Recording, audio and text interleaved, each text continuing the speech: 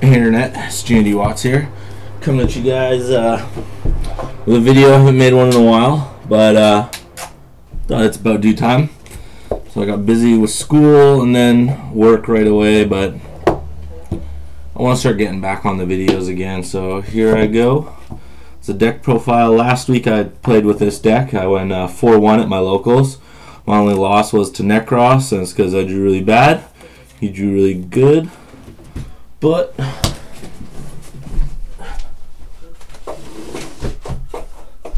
as you all know, I've probably played the hell out of this deck. It's one of my all-time favorites. I love it. And it got a little bit of help a little while ago. And it's kind of sneaking under the radar in my opinion. I don't think it's something that could be highly competitive yet. But, you know, let's get to it. 3 Dragunity ducks. Oh yeah, this is a Dragunity video. 3 Phalanx, and 3 Arma Mistletoe. So those are the Dragunity cores. So what I realized was not everybody's running Fect Veiler. A lot of people are running Max C, and of course I'm going to deck you out. Djinn Lock is still a problem, but this actually has some easy solutions to it, so I will show you guys. So this combo off, you need 3. In my opinion, it's better than the Garuda. It also helps you not waste a Vadriana, which like Instant Fusion and Maveless will make you waste a Vadriana. This lets you skip using a Vadriana, keeping your extra deck stuff. You know, if they manage to pick apart your field, then you're still good to go. So yeah, 3 Phalanx obviously, and 3 ducks because he's king. Runs show. Next, 2 Garuda. Like I said, Arma Mistletoe, better. Still need him just to go off. Good stuff. 1 Zephyros, 1 Baby Rock, and 1 Red MD signed by Dragon Duelist Girl, Amanda Palm. This is your loop stuff. You need these for the big loop. So I'm just gonna leave that. Triple Card D. I actually ran Triple Card D in my first ever regionals that I topped before with Dragunities.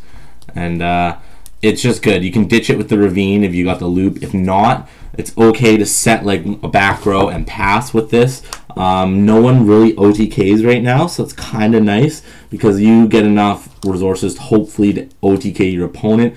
I OTK, like every time I play a card D, I pretty much OTK next turn or set up an impossible board that they could out.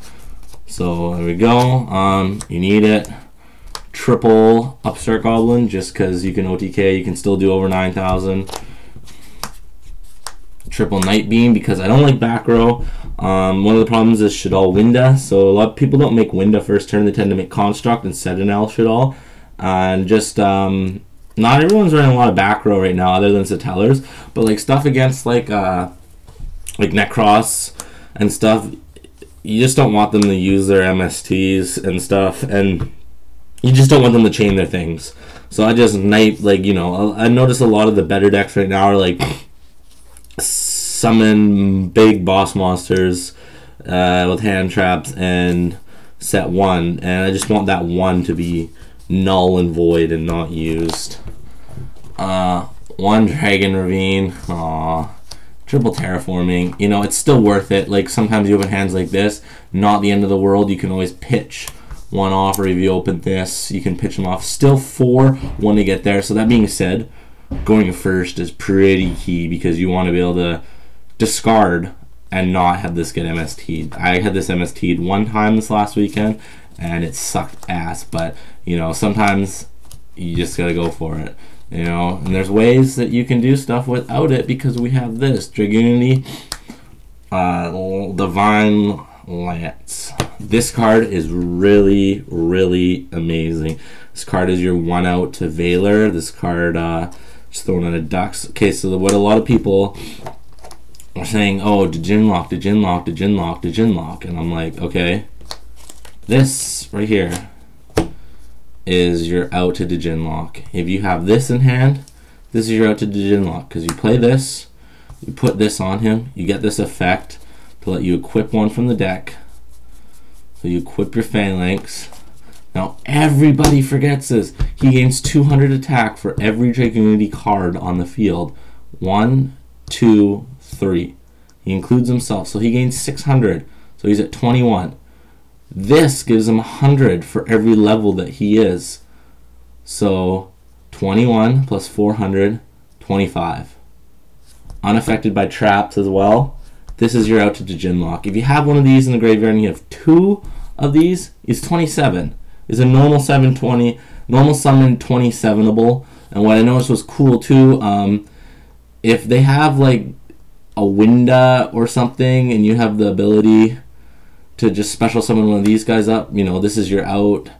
If they go construct, you can, you know, if you open 2 of the spears, you can kill a construct with this. Like if they open, like, I don't know, it's just pretty good. I enjoy it. It's the Divine Lance definitely adds some loop factors, because there's a few times where you need another Phalanx on board and you can equip it to your Guy Durg or your Vajrayana and just special summon it up, and you have an extra, you know, a little bit of resources to go into later. It's just a really good card. And like with Vajrayana too, she pitches one to double her attack, or sends a equip to double her attack. If you send Phalanx with her and put this on her, she'll be 44 because she gains 600, so 38. She'll be 44, and she's unaffected by traps, and you get another Phalanx. So you have the ability to poke for 44 and then not sit on a Vajrayana with 1900 attack on your opponent's turn. So I know that was one of the problems when you make the big Vajrayana, and it's like, okay, I can poke him for a shit ton of damage, but I'm left with a weakling. After this, you can go into your Stardust, you go into your Stardust Spark, you know, your Scrap Dragon, whatever you want to go into. So it just opens up a lot of plays. Also, if you run Achilles too, it's good. You can, you know, grab an Achilles from the deck, but I don't run Achilles. I still like the Phalanx combo. 2 of these, because every now and then you need to search for a Phalanx, and just because, and you have this, it's better just to, you know, because, you know, sometimes your Dragon Ravine's not going to last. You search for the Phalanx, you ditch it, hopefully you draw the ducks. It's just a little bit of draw power. It's nice. I like it. It gets stuff going. It's also another discard outlet for the Phalanx too, because you don't have the Ravines. Soul Charge, oh my god, why did we not have this at 3 when Dragunities were a deck? Oh, this is insane. You can just like open like your normal combo that you do to get to like a level 8. Instead you go to Guy Durg and you know, add dump anything, like you add dump Misbelly Baby Rock, and then you go into any level 8. And then you have a Guy Durg, Baby Rock, a Phalanx, and a Ducks in the graveyard. You just Soul Charge for 5 and fucking dummy them. Like it doesn't even matter, you can't attack. You're gonna make like 2 level 8s, a rank 6, and Red MD. So it doesn't even fucking matter. You just make M7, 2 Stardust, and Red MD, and you're just hot. Boom, boom, boom. This obviously, you know, you play upstart and stuff, you still want to OTK them, and this is obviously another out to Djinn lock.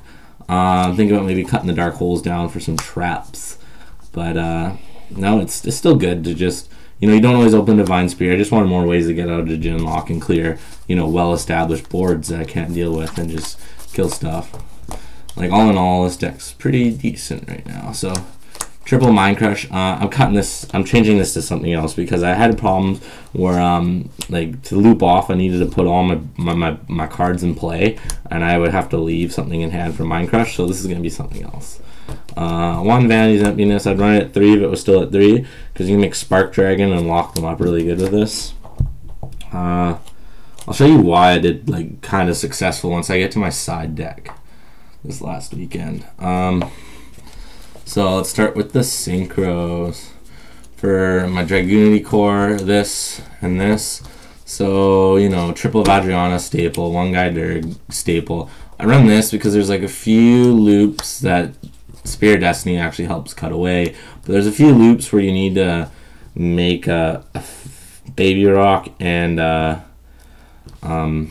Zephyros into something, or yeah, Baby Rock and Zephyros into a 6, and this is the only other 6 that you can make because it's generic. You can't make these guys with Baby Rock and Zephyros because you need a Wing Beast non-tuner and a Dragon tuner. So I had to do this like once, I was glad that I had it because I had to do this once, last weekend, and I was glad that I had it because I wouldn't have won the game without it. Plus, if they have a synchro on board, it's just a bonus to banish it. Next, let's go through level 8s. One Hot Red Archfiend, because he's just, he's so good. Like, people just like establish a large board and you just nuke it. It's just really fucking good. One Crimson Blader because he's good against stalls and also Clifforts and Necros. You wouldn't be surprised like how many times when I looped off going first, I made like Stardust, M7, Red MD, Crimson Blader, and people would just go, holy fuck, because I just attacked their shit, and they're like, oh no, they didn't have a Valk. I'd try to save the Mind Crushers and hit the Valk like right away, and that's what the idea was behind Mind Crush, was to hit Valk so I could actually OTK them. So yeah, this was just amazing. Just put in so much work. Like against a Shadal player, I attacked his Beast and he was able to draw some stuff, but he wasn't able to do anything on his turn. He just like, they just passed, and it's like, oh cool, I win.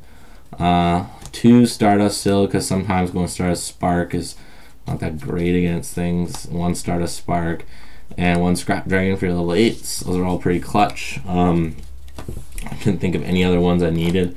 For XYZs, I run Tum because he's mandatory, M7 because he's mandatory, Photon Strike Bouncer, and Zero Fine. Really good. I felt like I needed one rank 4, and this is obviously one of the strongest rank 4s in the game in my opinion, with its effect negating everything. It's so good. So, you know, it just shuts off scouts, pendulums, you know, it shuts off everything, like, you know, all your opponent's floodgates and stuff. So that's my extra deck. 15 cards, 40 card main deck. My side, here was my logic. 1, 2, 3, you know, mistakes, triple this. So like these are the 6 floodgates I had, and that's all I really had for floodgates in my side. But like this is good for Infernoids, and this is good for Necros. So I'm working on finding more floodgates. Like I might put in like Mind Drain or something.